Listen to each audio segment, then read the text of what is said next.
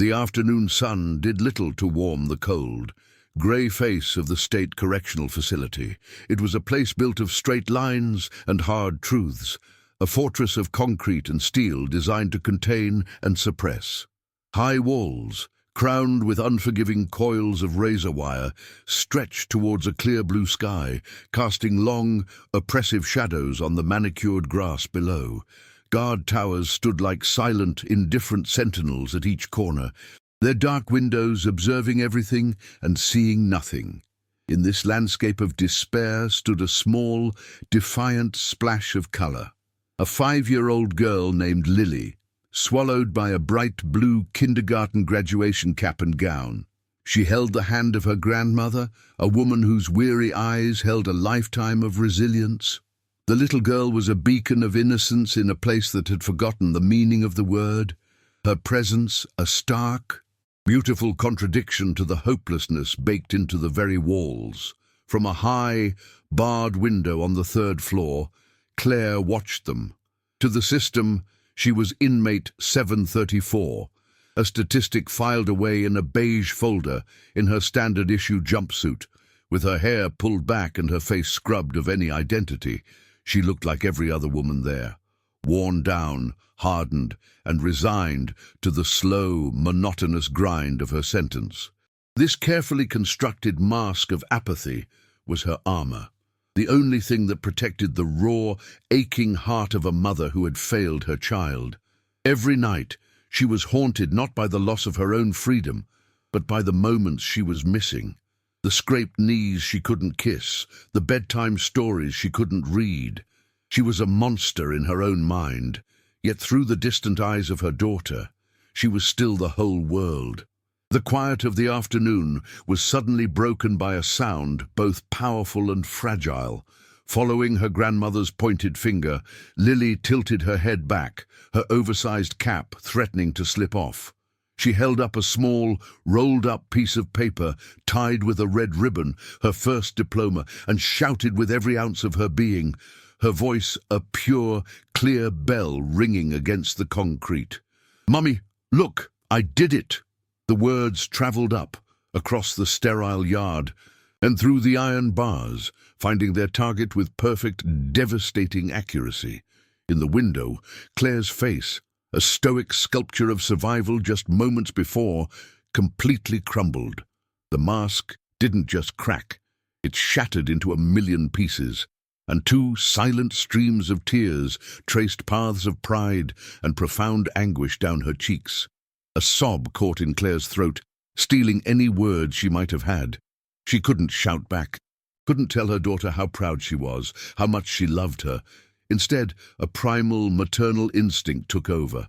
Her hand shot through the bars, her fingers stretching into the open air, a desperate, impossible reach for the little girl so far below. Seeing the gesture, Lily let go of her grandmother's hand and took a few running steps forward, her own small arm reaching up, her tiny hand open as if to catch her mother's love from the sky. They couldn't touch, but in that shared, silent gesture, they found each other. It's moments of such raw, heartbreaking connection that remind us of what truly matters.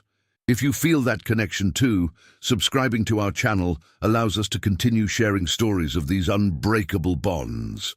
Before the grey jumpsuit and the numbered identity, Claire was a woman running on fumes and lukewarm coffee. Her life was a frantic juggling act, balancing double shifts at a diner that always smelled of grease and regret with the boundless energy of a 4-year-old girl. She moved in a constant state of exhaustion, her feet aching from hours of standing, her mind a tangled mess of unpaid bills and the gnawing fear of the eviction notice taped to their apartment door. It was this fear, cold and sharp, that led her to a man who promised a solution. He didn't look like a villain from a movie. He looked like a tired accountant, and he offered a loan with a smile that never quite reached his eyes. The relief she felt signing the papers was immediate and overwhelming, a brief, sunlit clearing in a dark and menacing forest. The clearing, however, was a trap. The interest rates were a monstrous, ever-climbing vine, and soon she was in deeper than before. The man's smile vanished, replaced by a quiet, chilling pressure. The solution he offered this time was different. It involved a single trip, a single package, and enough money to clear the debt and breathe again. She remembered standing in a dark alley behind the diner, the smell of garbage thick in the air, as he explained the plan. It wasn't a choice made of greed, but of pure, undiluted desperation. In her mind, she saw Lily's face, peaceful in sleep, and convinced herself this was for her, just this once. She whispered to herself, a desperate prayer to a God she wasn't sure was listening, just this once, to give her daughter the life she deserved. The weight of the package in the trunk of her beat-up sedan felt like it was pressing the entire car into the pavement. Every police car she saw sent a jolt of ice through her veins, but the arrest, when it came, was surprisingly quiet. No sirens, no high-speed chase, just a calm, routine traffic stop that ended with the cold, definitive click of handcuffs around her wrists. The shame was a physical thing, a heavy blanket that smothered her, making it hard to breathe. In the sterile, white interrogation room, the only image that filled her mind was of Lily, waiting at daycare, her little face pressed against the glass, wondering why her mommy was late. The true sentence wasn't handed down by a judge. It was delivered in the shattered look in her own mother's eyes when she saw her daughter in an orange jumpsuit for the first time. Back in the present, days after seeing Lily in her graduation gown, the memory replayed in a loop, a stark contrast to the grim reality of her surroundings. Prison life was a masterclass in invisibility. Claire had learned the rules quickly. Make no friends, show no weakness, attract no attention. She moved through the laundry room like a ghost, the rhythmic thump of the industrial dryers a metronome for her monotonous days. She ate her bland, starchy meals in silence, her gaze fixed on her tray, blocking out the cacophony of threats and bitter laughter that filled the mess hall. This carefully constructed emptiness was her shield, a wall of apathy she built brick by brick to protect the small, fragile part of her that still remembered what it felt like to be a mother, to be loved, to be whole. Outside those walls, her own mother was fighting a different kind of battle. Their small, two-bedroom apartment, once a haven of warmth and laughter, now felt strained under the weight of financial hardship. On a fixed income, every dollar was accounted for, every purchase weighed and considered. Claire's mother, a woman who had already raised one child, was now pouring the last of her energy into raising another. Her love, a fierce and unwavering force against the tide of bills and responsibilities. She would mend Lily's clothes by hand, stretch a single chicken into 3 meals, and tell Lily stories of her brave, adventurous mother who was on a very long trip, her quiet sacrifices a daily, unspoken act of profound love. The outside world, however, was not as kind or understanding. At school, the innocent questions of other children began to chip away at Lily's protected world. "Why does your grandma always pick you up? Where's your mum?" a boy asked on the playground. Lily would parrot the line her grandmother had taught her, "She's working far, far away," but the words felt hollow. She saw the other mothers at school events, their easy hugs and proud smiles a constant reminder of the gaping hole in her own life. A quiet sadness began to settle in her big, expressive eyes, the first shadow of a social stigma she was too young to comprehend but old enough to feel deeply. Their only true connection was a fragile bridge built of paper and ink. Every week, Claire would receive a large manila envelope filled with Lily's artwork, colorful crayon-drawn scenes of a smiling stick-figure family outside a little house with a big yellow sun. In return, Claire wrote letters every night, her hand aching as she poured every ounce of her love and longing onto the thin, blue-lined paper. She never wrote about the prison, about the fear or the loneliness. Instead, she created a world of fantasy, telling Lily about the stars she could see from her window and the funny dreams she had, ensuring her daughter's image of her remained untarnished by the harsh reality of her situation. The image of Lily, so proud and so small in her blue gown, became a constant, burning ember in Claire's mind.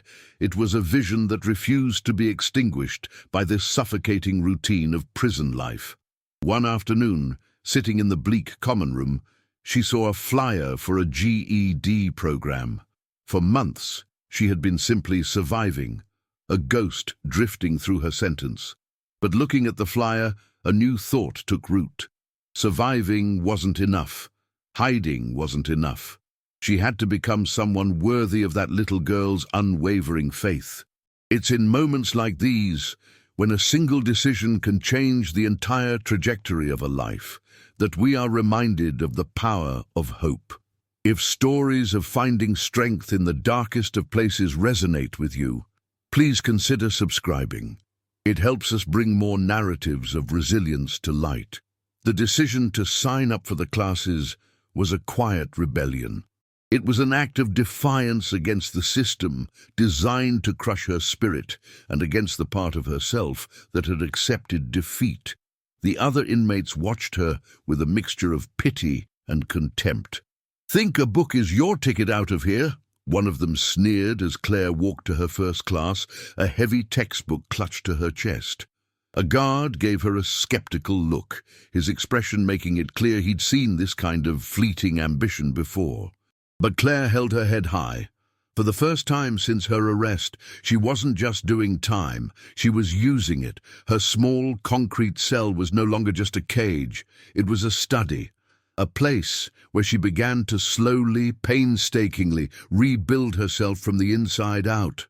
Their weekly 10-minute phone calls, once filled with painful silences and choked back tears, transformed. Claire, hesitant at first, started telling Lily about her classes. She spoke about the challenge of algebra, the beauty of a poem she'd read, the history of a country she'd only just learned about. Lily, in turn, would proudly read a new word she'd learned or tell her mother about a science project. They became study partners, their separate journeys of learning creating a new, powerful current of connection between them. The calls were no longer just a reminder of their separation, but a celebration of their parallel growth, a shared promise of a future where their worlds would finally realign. Just as this fragile sense of purpose began to bloom, a storm gathered on the horizon. A phone call from her mother, her voice thin and strained, shattered Claire's carefully constructed peace. A doctor had found something wrong with her heart. The words "serious condition" and "surgery" echoing in Claire's ear long after she'd hung up. The floor seemed to drop out from under her. Her mother, the unwavering pillar of their broken family, was now frail. A terrifying new fear, colder and more paralyzing than any she had felt before, seized her. If her mother was gone, what would happen to Lily? The thought was unbearable, a darkness so complete it threatened to swallow the tiny flame of hope she had so carefully nurtured. But the fear did not break her. It did the opposite. It crystallized her resolve, turning a hopeful wish into an ironclad mission. Her fight was no longer just for her own redemption or even for her daughter's future. It was now a race against time to save her entire family. She attacked her studies and vocational programs with a new, ferocious intensity. She learned to cook, to balance ledgers, to type. She became the model inmate, not out of a desire for early release, but out of a primal need to become the person her mother and daughter needed her to be. She was no longer just building a case for a parole board. She was building an ark, piece by painstaking piece, to carry her loved ones through the coming flood. The parole hearing room was an exercise in beige, a sterile box designed to drain the color from hope itself. 3 board members sat behind a polished wooden dais, their faces practiced masks of neutrality. The prosecutor stood, his voice a dry, methodical drone as he recounted the details of Claire's crime. framing her as a calculated risk, a failed component of the social machine. He spoke of recidivism rates and public safety, his words like stones dropped into a still pond. Claire listened, her hands resting calmly in her lap. She was no longer the frantic, terrified woman from her arrest. Years of disciplined study and quiet introspection had forged a new serenity within her. She wore her past not as a brand of shame, but as a map of where she had been. Her gaze fixed not on the prosecutor, but on a point on the far wall, a place only she could see. When it was her turn to speak, a hush fell over the room. She rose slowly, her movements deliberate, and faced the board. Her voice, when it came, was not loud, but it filled the space with an unexpected clarity. "Everything the prosecutor has said is true," she began, her words devoid of excuses. "I stood in a dark alley and made a choice born of desperation. And that choice cost me everything that mattered. I don't stand here today to ask you to forget that woman, because I never will. She is a part of me. She is the reason I spent thousands of days learning, reading, and working to become someone better. I'm not asking for pity for the mistake I made. I'm here because of a promise I made to the one person who never saw me as a mistake." Her eyes seemed to look past the board, back through the years to a sunlit afternoon. "Every single day for the last 7 years," she continued, her voice thick with an emotion she didn't try to hide. "I close my eyes and I see my 5-year-old daughter. She's standing on the grass outside the prison walls, swallowed by a bright blue graduation gown that's too big for her. She's holding up her first diploma and shouting up to my window, so proud, so certain that her mother was the greatest person in the world. In that moment, seeing her unwavering faith from behind iron bars, I knew that just serving my time wasn't enough. I had to earn that faith. Every book I read, every skill I learned, every day I chose purpose over despair was for her. It was my way of reaching back through the bars for her." She brought her gaze back to the faces in front of her, her expression one of profound, vulnerable sincerity. The sterile room felt charged, the air thick with the weight of her confession. "I cannot erase my past. I can only build a future. I'm not asking you to grant me freedom for my own sake. My freedom was lost the day I was arrested. I'm asking for the chance to finally become the woman my daughter has always believed I am. I'm asking for the chance to be the mother she deserves, to show her that redemption isn't just a word in a book, but something you build with your own 2 hands, day by day." She sat down, leaving a profound and unbroken silence in her wake. The prosecutor had nothing more to say. His legal arguments had dissolved against the force of her truth. The sharp, metallic clang of the prison's main gate echoed in the quiet air, a sound of finality. It swung open slowly, revealing a world that seemed impossibly bright. Claire stepped through, taking a hesitant breath of air that didn't taste of disinfectant and regret.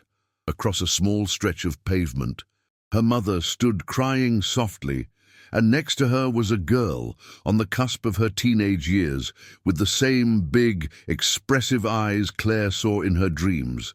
For a heart-stopping second, they just looked at each other, bridging 7 years of missed moments. Then Lily moved, a hesitant step turning into a run.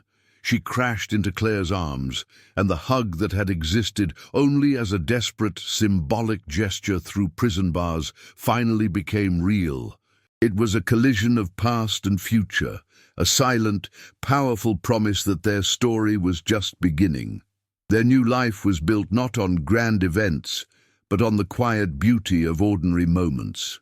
Claire found work at a local diner, the smell of coffee and toast a comforting anchor to her days. She and Lily lived with her mother in the same small apartment, but the space no longer felt strained by hardship. It was filled with the easy warmth of a family stitched back together. Claire would sit at the kitchen table long after her shift ended, patiently helping Lily navigate the complexities of high school history, a subject she herself had come to love behind bars. They cooked dinner together, their movements a familiar, unspoken dance. These simple acts, sharing a meal, watching a movie, talking on the porch as dusk settled, were the true rewards of her freedom, each one a precious stone retrieved from the wreckage of her past. This quiet contentment soon blossomed into a quiet purpose. Claire began speaking at community centers, sharing her story with at-risk youth. She never raised her voice or offered easy platitudes. She simply told them the truth, her words painting a stark picture of a desperate choice and its devastating, years-long consequences. She spoke of how true freedom wasn't found in the absence of walls, but in the presence of love and the ability to build a life you could be proud of. It was her way of turning her deepest regret into a shield for others. Sharing these difficult truths is a profound act of service, and if you feel the importance of these stories being told, subscribing to the channel helps ensure they continue to reach those who need to hear them most. A decade later, another graduation day dawned, this one bathed in the bright, hopeful sunlight of a university campus. Claire sat between her mother and an empty chair they saved for the memory of her father. Her hands clasped tightly in her lap.